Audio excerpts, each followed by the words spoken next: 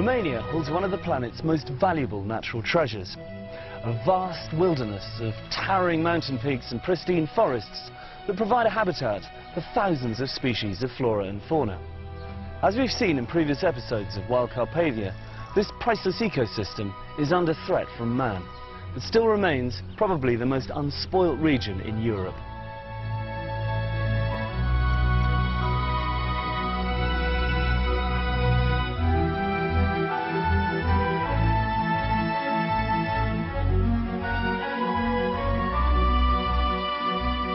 In this, the final part in our trilogy, we'll be travelling north from Transylvania to explore the historic Mare Mureș, a landscape rich in culture, where the old ways are jealously guarded and medieval traditions coexist alongside modern life.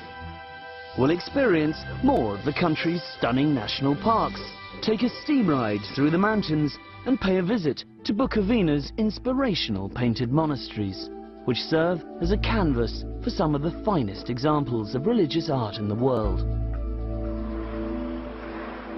On the way, we'll be looking at how culture, adventure and ecotourism could provide an alternative solution to stem the flow of illegal wood that pours out of Romania and offer a more stable and long-term income for its rural populations.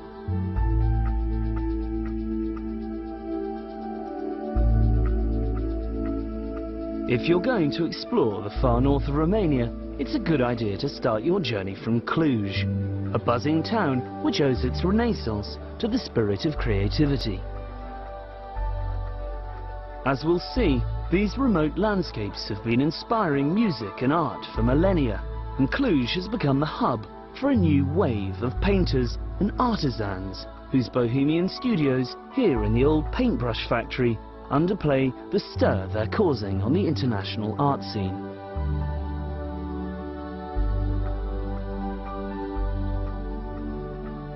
Also worth seeing are the extensive botanical gardens dating back to 1872, which house a huge collection of rare species of plant, but more importantly, provide an insight into this region's native flora.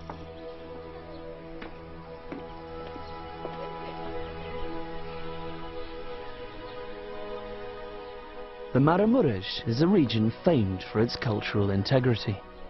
Ancient wooden villages and churches, the likes of which you won't find anywhere else, cluster around the rolling foothills of the Carpathians and offer a vital bridge between past and present.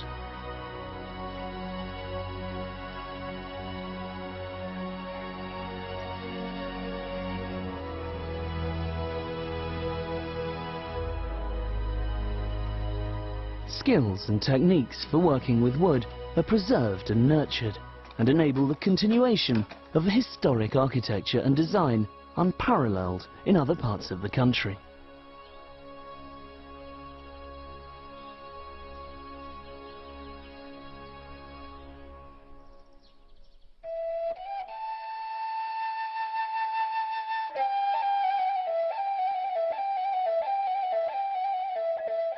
While existence is tough here, with baking hot summers and Siberian winters, the people of the Mare Mureș have a decidedly upbeat attitude to life and its cessation. This is the Happy Cemetery in Săpunța, less of a graveyard and more of a tribute to the people who lived here. What's so wonderful about this cemetery is that it's not about death, it's a celebration of life, people's stories. Listen to this.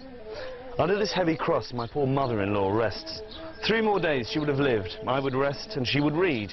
You who are passing by, not to wake her, please try, because if she comes back home, she'll criticize me more. But I'll behave so well that she'll not return from there. You who are reading this, don't get into trouble as I did. Find a good mother-in-law and live in harmony with her. Wise words.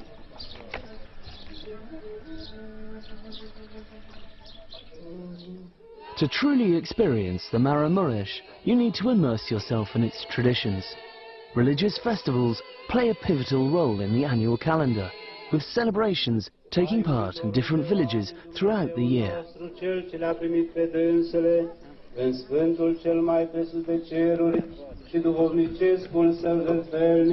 pentru miros de bună mireasmă domnicească, ne trimită nouă Dumnezeescul har și darul Sfântului Duh să ne rugăm.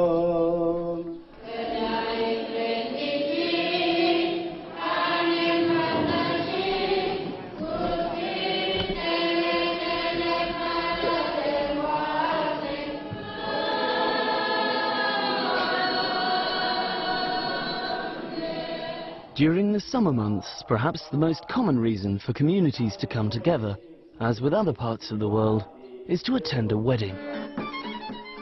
Although here, they do things a bit differently, as I found out when I joined renowned folk singer and poet Grigore Leșe.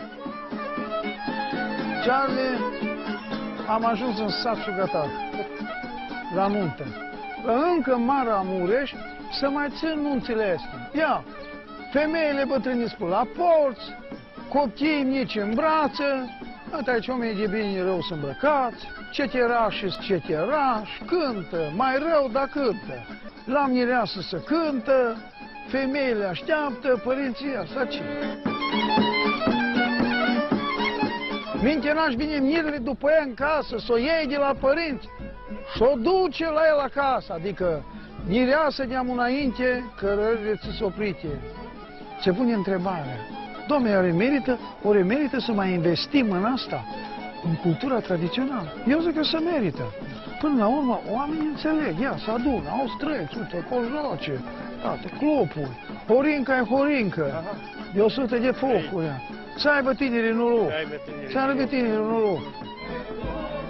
Charlie, aceea ta! Ia! Ia? Hai să mergem să vedem mireasa.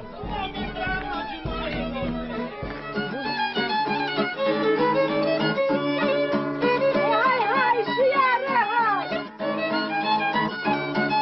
Sândra mătu și mări, la străin dacă ai soță!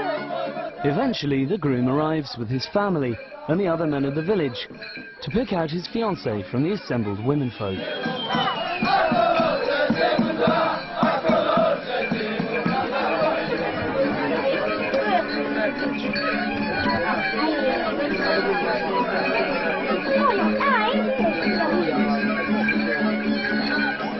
And at long last, everyone can make their way down to the church to formalize the arrangement.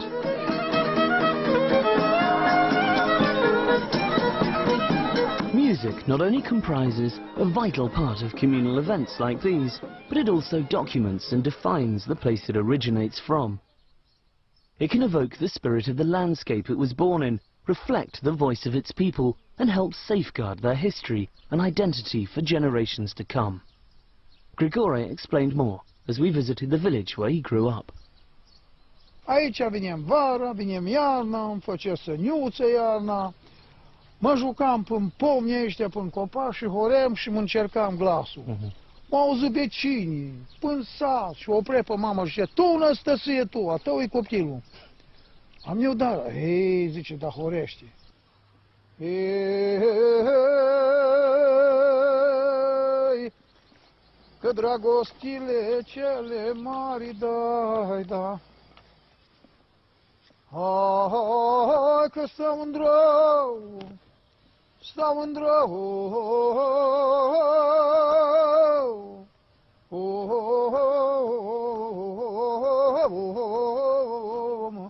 ca doi pândari. Ce mai mare minune pe lumea asta îi horitul. Că horea te scoate din suferință, îți dă nădejdea și te face fericit. Eu astăzi sunt fericit că sunteți pe grădina strămoșilor mei. Aici, încă cenușa vieții e aici, cenușa lor e aici. Eu viu cu horea asta și vi aduc. De astăzi, din seara asta, Când soarele se pregătește să se ducă la culcare, sunteți în inima mea. Eu n-aș cânta, doar aș muri.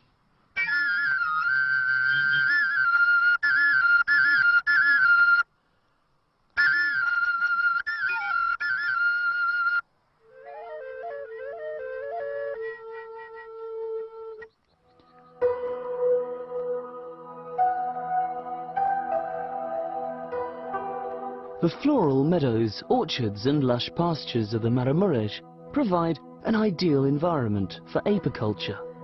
Here, bee numbers are thriving thanks to an absence of large-scale intensive agriculture and the commensurate use of pesticides and chemical fertilizers. Nomadic beekeepers still remain a common sight on roadsides, their trucks laden with hives and their wares on sale to passing travelers. How did you first get into beekeeping? Părinții mei aveau albine. A fost și este o îndeletnicire foarte plăcută și foarte utilă și numai în natură și iubesc natura ca pe cei mai sunt. I've been stung twice in the last couple of minutes. How do you avoid getting stung the whole time? Da. Și eu am mușcat 50-60 de albini pe zi. Foarte sănătos veninul de albine. Subțiază sângele. Primul cules e acela noi la pomii fructiferi. După aia mergem la cules la rapiță.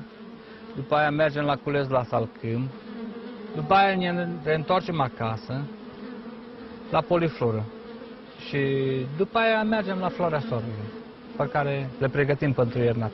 Can we have a look inside? Da, o să vă arăt acum. Cum de asta le calmăm. Am stors acum de 2 săptămâni, acum iară să plinesc ramele. Familiile sunt puternice și este cules.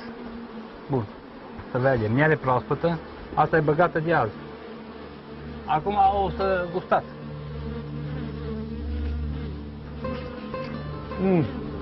Super. Organic. Organic. Is there a way of protecting the bees, given the fact that fertilizers and pesticides are being used more and more, even here in Romania?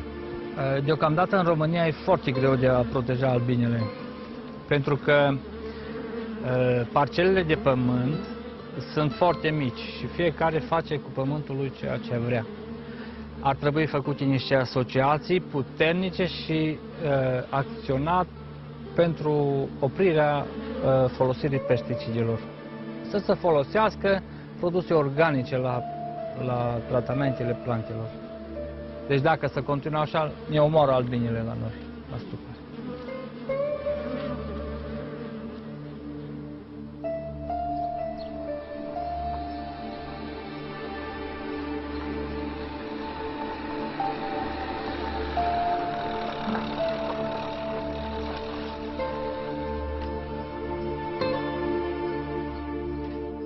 In response to the march of cement culture, several organizations have sprung up to educate and train new artisans in the necessary skills to help preserve the architectural landscape of the Maramureș, like this project in the hills south of Baia Mare. Am observat că casele vechi, tradiționale românești de lemn, dispar de peste tot în țară și am încercat să facem un spațiu în care să îmbinăm nou cu vechiul. So in effect you're building a small community here. Da, practic vrem să transformăm un loc într-un loc de evenimente culturale, să aducem tineretul să învețe elemente tradiționale românești, tehnici de reparație a caselor și tot ce ține de case vechi și case noi. Along with initiatives like these, the Maramureș is waking up to the need for authentic places to stay, combining old world ambience with creature comforts. A good example is this eco-lodge nearby a spree, owned by sculptor and potter Daniel Leș, who has rediscovered ceramic techniques dating back to the early Dacians and uses them to weird and wonderful effect. That evening I was joined by friend and singer Loredana Groza, whose reinterpretation of Romanian folk roots has inspired a new generation. It's such a pleasure. I don't know why I'm so lucky to be here with you guys. It's beautiful, isn't it? I mean, we're right in the heart of the mountains here. It's nothing like reality, you know, like seeing and touching and smelling. Smelling, talking of which. Yeah, oh, look what they have we here. have the traditional Here it's a traditional dish. It's cooked very Hajduk style or Robin Hood style. It's made of meat, of course, and vegetables and a secret ingredient. Okay. It's a sour soup, like a chorba. Since I was a child, my mom used to give us at noon, and sometimes even at dinner, this kind of chorba. It's very good because it's light and also it fills you, which is good when you have to learn, to work, to travel, and to create. And my music is inspired of old Romanian songs and Romanian rhythms. And I'm trying to make them understandable to the younger generations. Sometimes when you're a teenager, you think everything that your mom or your dad is listening to is a little bit old-fashioned or uncool. And what I'm doing is trying to connect all these ages, because all these lands, they have their own music, their own sound. And every generation put their imagination and their soul and creativity, and we are living on the shoulders of our ancestors. As you say, you've traveled the world, and I've noticed there's something quite unique about Romanian culture. It's the way that people still embrace and treasure their past traditions and their culture and their heritage here. It's kind of a pride, I can say, but we have to make it even bigger, because sometimes when you live in paradise, you're not aware anymore of the treasure of what you're living. This is a song which I like very, very much. It's from Ardeal, from Transylvania. It's called Ana Zorile se varsă. Ana, zorile se varsă,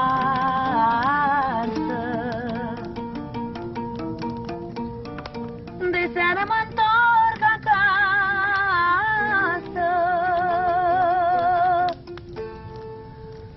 la copii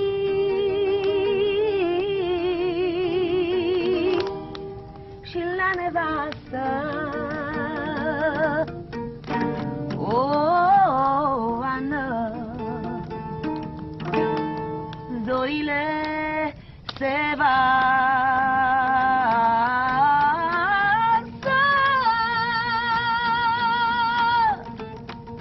And now, Moldavia, because I'm from Moldavia. Păi trandafiri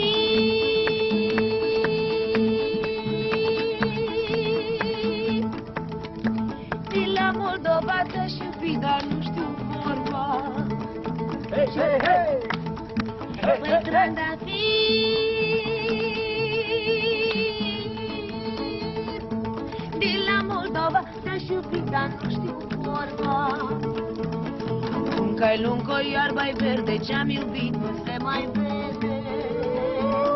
Ce-a fost verde s-a uscat, măi, ce-am iubit s-a scuturat, măi. Lunca-i luncă, iarba-i verde, ce-am iubit nu se mai vede. Ce-a fost verde s-a uscat, măi, Charlie.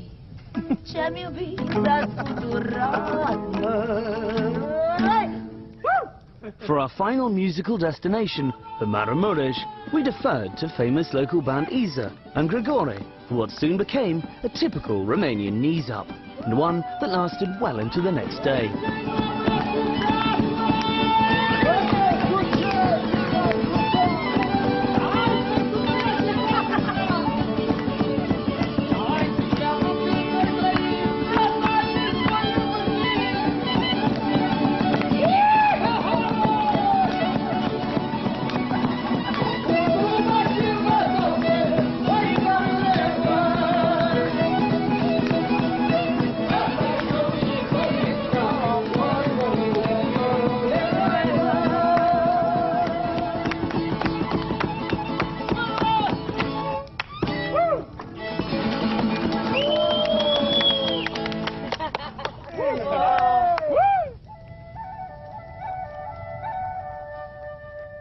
Traveling southeast, you approach the wild border between Romania and the Ukraine. Here, in places, the forest has been heavily depleted by illegal logging. But one area now managed sustainably is the Vasa Valley, thanks in part to an expert team of rangers.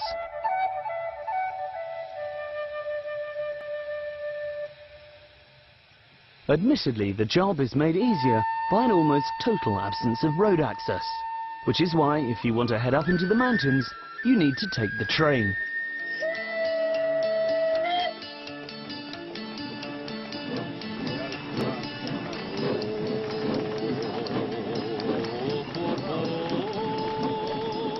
Starting from the town of Vișeu de Sus, the Mocanitsa steam engine, which used to transport lumber, provides a spectacular way to experience the wilderness without the need for a compass and walking boots.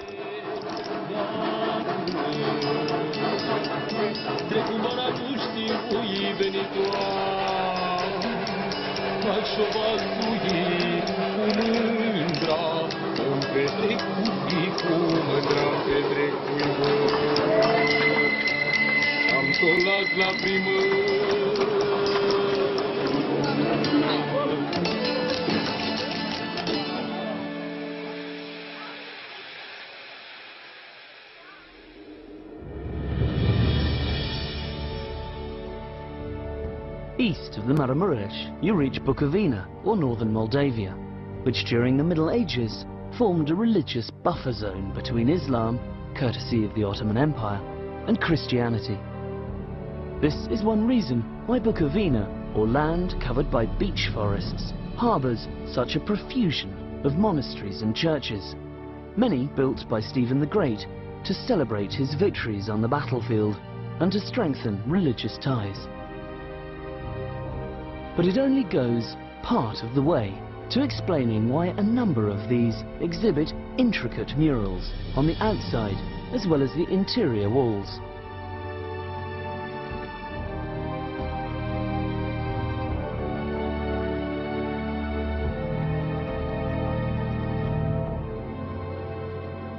The famous painted monasteries of Bukovina are exceptional examples of Byzantine art, and almost all of them have now been classified UNESCO World Heritage Sites. Ostensibly, the purpose of such elaborate frescoes was to make the story of the Bible and the lives of the saints accessible to less literate members of the community. But there are deeper spiritual reasons, as I discovered when I spoke to religious historian Father Gabriel Heria, whose local parish incorporates the church of Patraudz. Our churches was built like heaven gates, not only for the people who go in every Sunday to the church. This heaven gate was built for all the people, from all the people who are here, who are around, for all the nature. And it's easy to show this if you paint church outside. But these churches are not simple museums. The greatest treasure of Bukovina are the people who live in proximity. They order their life in harmony with the spiritual truth in the architecture and in the paintings of this church. The tourists, the visitors, can learn from these people how they can speak with God. And the painters painted the church outside like inside to show the connection between church and all the nature.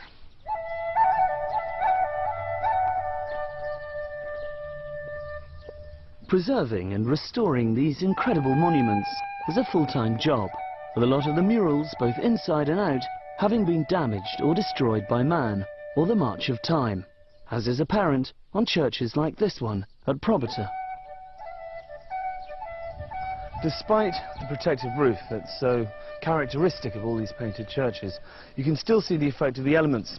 This is the north-facing side of the church, and here the frescoes have almost disappeared entirely. Inside, however, Probata has perhaps the best examples of medieval mural painting in Bukovina. These images have been painstakingly reclaimed by experts who labour all year round to recover the original definition and colour from walls either plastered over or simply lost behind centuries of smoke and grime.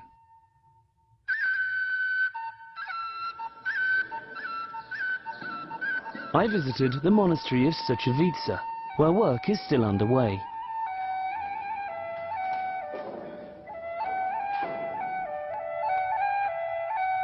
Must be a very rewarding job to watch the wall you're working on just get brighter and brighter as you reveal more of the colour. Yes, it's an amazing job, and the most rewarding thing is when you remove the scaffold at the end of your work here, and you see all the surface cleaned and finished. So it's really nice. For the moment, I'm removing the deposits of dust. As a rule, we try to use the substance according to the sensitivity of the pigments. It's really effective, isn't it? I mean, the way the grey comes out here, it looks like it's just been painted again. We are lucky here. The contrast is fantastic, isn't it? Yes, it's true.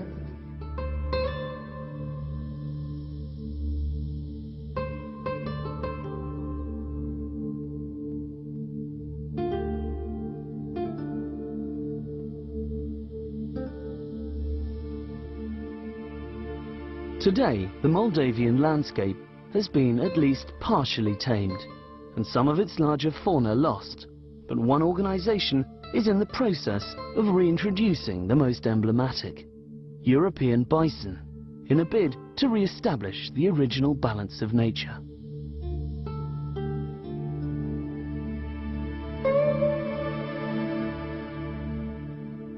They know we're here, don't they? Yes, for sure.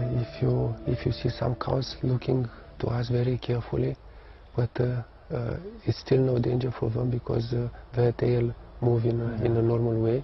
When they decide to run, the tails go up, yes? The tails go up, and it's a sign for all the herd, and everyone will start to run in the opposite direction. That's the alarm signal? Yes. Like a rabbit when it bangs its foot on the ground. Well, let's see how close we get before that happens. We can try. Or we get charged? No. They don't charge you, do they? No. No? No, for sure. No, it's free. It's for free. It's for free. It's once. One shot.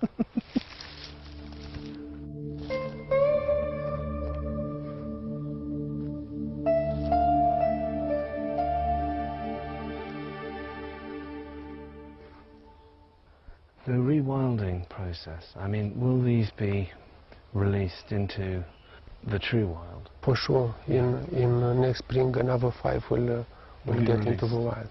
And you think that they will be able to coexist perfectly happily with the modern landscape, with man? Yes, especially in the areas where people are habituated to use the landscape and the natural resources in a sustainable way. It's a success story.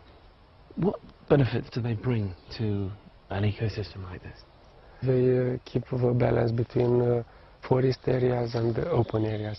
So they kind of keep the borders of the forest and the pasture as they are and separate. Yes, and because of bison, a lot of other species can live. And speaking about bugs, birds, the succession of species can be controlled in a natural way.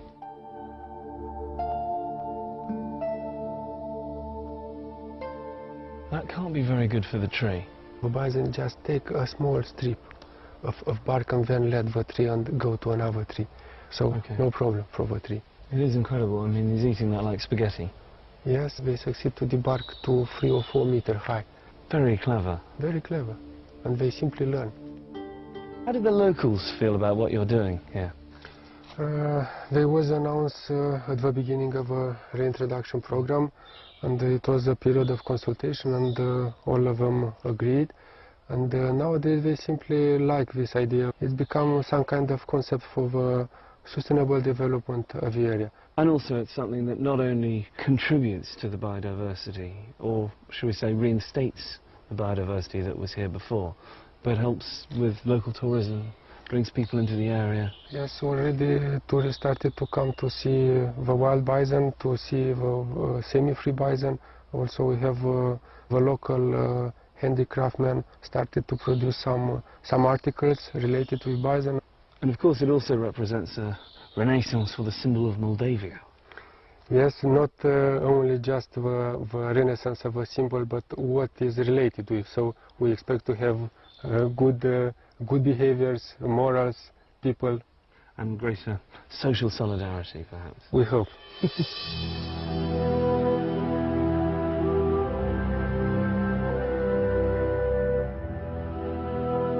The Kalaman Mountains south of Bukovina cover an area of about 2,000 square kilometers and form a massive andesitic barrier between Moldavia and Transylvania, cradling the biggest extinct volcanic crater in Europe.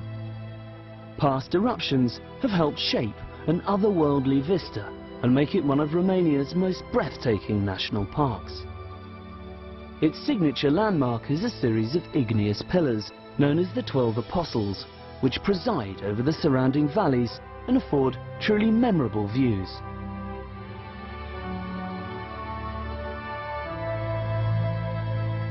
The park management is adopting a refreshingly proactive attitude to the growing numbers, taking advantage of this natural adventure playground. The visitor center is built for children education and for tourists. The park is special because here is one of the most important wilderness in Romania. We have here a large conifer forest, many animals, birds, wolves, lynx. We have here the beautiful reservation like 12 Apostles Geological Reservation. In the park, it's no hunting, no deforestation, so the animals it's safe and the ecosystem is protected. Ecotourism bring the money for the community, and it is a good alternative for the traditional forest exploitation. With the influx of visitors, many local people are making the transition from farming and forestry into ecotourism. Happily, there is now an organisation helping them to do this, with clear advice and a certification process to ensure their efforts contribute to, rather than denigrate, the natural surroundings. Our organization is promoting and implementing ecotourism in Romania, so we work both at the national and regional level, and we work with businesses as well. So on the national and regional level we promote and implement the concept of ecotourism destination. It's an opportunity for local communities through ecotourism to develop small-scale businesses based on the nature and the rural culture. So we look for those businesses that have chances to become more responsible, and we implement a certification scheme, and those certified businesses, they have a good chance in order to create local networks. And these networks as well are important to maximize the benefits to the local community. So when one tourist spends €1 in such a guest house, this €1 is not anymore €1, maybe it's value 3 or 4 euros because it's wisely distributed to the community. Heading south through the Bicas Gorge and over the mountains, we cross into Transylvania once again, where new enterprises are underway to exploit this rising demand for eco-friendly travel. Like a scheme to build over 100 kilometers of cycle paths, linking together some of the most important Saxon villages. We have a large number of cyclists in Romania, and they don't have proper trails. Even in the mountains we have forestry roads, but they are not proper marked, they are not proper maintained. So the plan is by the end of 2014 to have 100 kilometers of new trails to link all the Saxon villages with Sighișoara. The shortest trail will be like 5 kilometers, the longest will be between Viscri and Sighișoara. This trail will follow the ridge, and it will be quite easy to ride on it, in order for tourists to be able to use by themselves the trails without necessarily a guide. The idea is to attract more and responsible tourists here, people interested in nature and culture, people who like to have nice trails, good food, good accommodation, nice people. We want to start this project to be the first one. It is the first one in Romania, and we want to give an example. So we'll create a brochure for this trail, a map, but also a best practice guide in order for others to be easier to build and to find a way to discuss with the land managers the best way and the best route for these trails.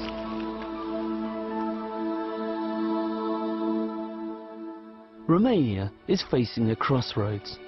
Its two greatest natural treasures, its forest and its medieval landscapes, are in danger of being lost due to uncensored modernization and illegal logging. Huge tracts of land have already been destroyed by the reckless greed of those prepared to sacrifice their legacy for financial gain. The extent of this problem can be clearly seen in and around the Fagarash Mountains. But it's not too late. There are those who are working tirelessly to save this crucial ecosystem. I caught up with one organisation hoping to link the Fagarash Natura 2000 site with adjoining national parks and areas of private land to safeguard remaining sections of pristine forest and create what might hopefully become the biggest wilderness reserve in Europe.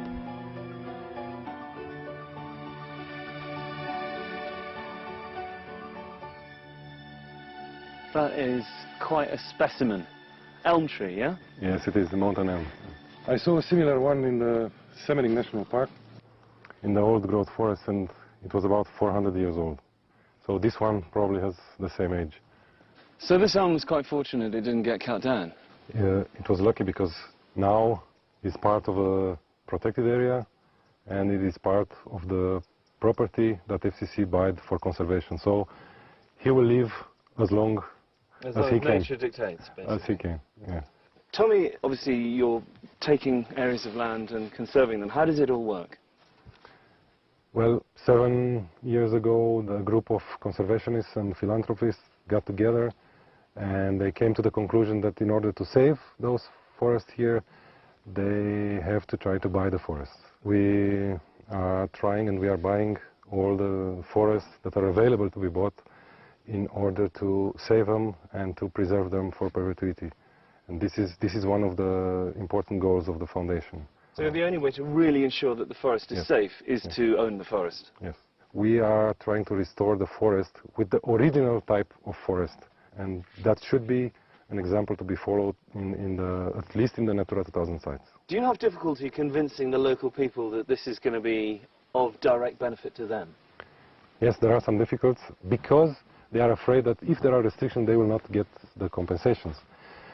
But the number of the visitors will increase a lot in this kind of natural areas, and we are not talking about visitors for ski resorts or hotels. We are talking about visitors who enjoy the nature and who enjoy wilderness. And we have to admit that in Romania we have only 1.4% from the territory as national parks. So I think there is space for more. How are you going about reassuring people? We have to start to communicate more with the people. We have to start to bring examples, because all over the world where is a national park, there were a lot of benefits. And the value of the wood from a forest, it's represented maybe only 30%, because monocultures and managed forest you can find wherever. So this area on long term is very precious, and we have to try to preserve it like it is now. We learn at school that through forestry we are saving the forest. And after years I realized that it's not quite like that. To save the forest you have to leave the nature to do its job.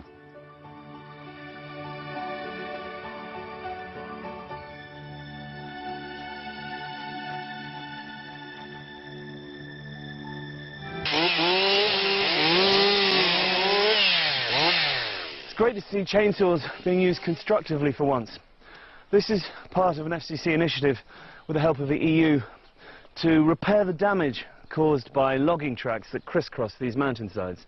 What happens is very rapidly, due to soil erosion, they turn into trenches and then ravines. So the idea here is to cut up all the dead wood that's left lying about and to fill them in, to cover them over with earth and then to replant. So in 30 or 40 years' time, you won't even know they've ever been here. Ensuring the safety of wild Carpathia is not just down to its present-day inhabitants. The best way to guarantee its survival is through environmental education. Sadly, something that is currently a low priority on many school agendas. To combat this problem, an international charity is launching a fleet of purpose-built battle buses to tour remote areas of the country and teach children the importance of biodiversity and ecological issues. It's encouraging to see so much positive change taking place in areas like these. There is hope, and many high-profile figures are now lending their support to champion the need for conservation. Not just of the forests, but also the historic villages and pastoral setting that surrounds them. Your Royal Highness, how can we preserve this wonderful landscape? Well, I mean, it is a challenge, I think, in today's world. I mean, part of the real effort, I think, is in trying to persuade people just how precious it is. So it's how do you provide protection and sensitive development? Because the key, obviously, you can't stop everything, but is to work, I've always felt anyway, if one can, to work with local people who 9 times out of 10 all around the world don't want to see their environment destroyed. But they want to find ways of ensuring that their lives can be improved and they have better opportunities, but within a living tradition, whether it's the built environment or the management of the landscape. The terrible problem I've always felt is that people so often go through a phase of, oh, well, none of this, you know, it's all old-fashioned and out of date, doesn't matter, irrelevant, you know, it's old things, chuck them all away.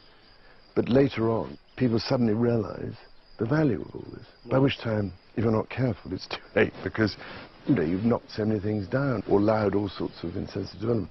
And clearly there's huge demand for food and everything else, but it does seem to me that one of the most vital aspects of all this is how you work with local communities, how to help ensure the survival, the future of the smallholder. This part of the world, you know, it's not, you can't plough it up. And if you did, you'd release vast amounts of carbon, which is completely counterproductive. You know, the meadows are, in European and global terms, utterly unique. I have never seen anything like it. There's nothing left like this. And this is a jewel in Romania's crown. It may be difficult for people to see this now, but I think Romania is a wonderful country. They are remarkable people. They're so resilient, and the Romanians have had such a horrific experience throughout their lives. And so many people, when you think of 2 world wars and then all the other horrors between the last war and until now, people have been through so much, seen so much misery and destruction. Their lives have been ruined in so many ways, and you know, I think we owe it to them to try and find a way to ensure that the future is better for them, but in a way that enhances the culture, the traditions, and the values. But unless you have, you know, the quality maintained, that integrity which attracts people because of the beauty, and you know, how to raise the standards of accommodation and everything else on offer, it's going to be very difficult, it seems to me, for so many of these places to survive. You were personally involved in the restoration of the house here in Zalampatak. Absolutely. I mean, I was very lucky because I found wonderful people who knew what they were doing, and it also helped to train local people in all these skills. In fact, they're innate still, these remarkable skills that people have. I just want people to understand what you could do to these houses to make them suitable for modern living, but you know, you can have the best of the ancient and the best of the modern. These are such special things, and we need biodiversity and human and cultural diversity. The danger of, I think, massive globalization is that before we know where we are, we've lost our identity and our meaning, and that's a dangerous moment, I think.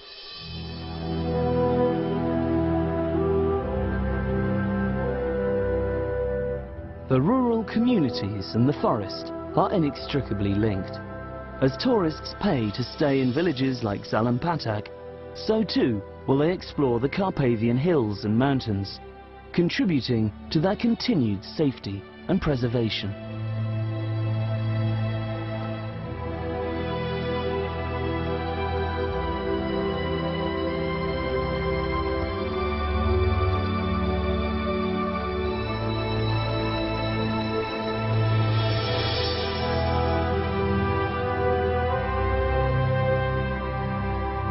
With the right approach, this magnificent wilderness could become the Yellowstone Park of Europe and bring its people a far more sustainable income than the short-term gains obtained by felling vital forest. The tide is beginning to turn and will gain momentum with every visitor that comes here to marvel at this arboreal Eden. Romania is the warden of a vast natural landscape, the likes of which the rest of us have in our greed and ignorance destroyed. Let us hope that this beautiful country and its unique people manage to do better than us, not just for the sake of the bears, the wolves, the lynx, or the thousands of other species that rely on these pristine ecosystems, but so that all our grandchildren can grow up in a future where wild Carpathia still remains one of the world's greatest natural wonders.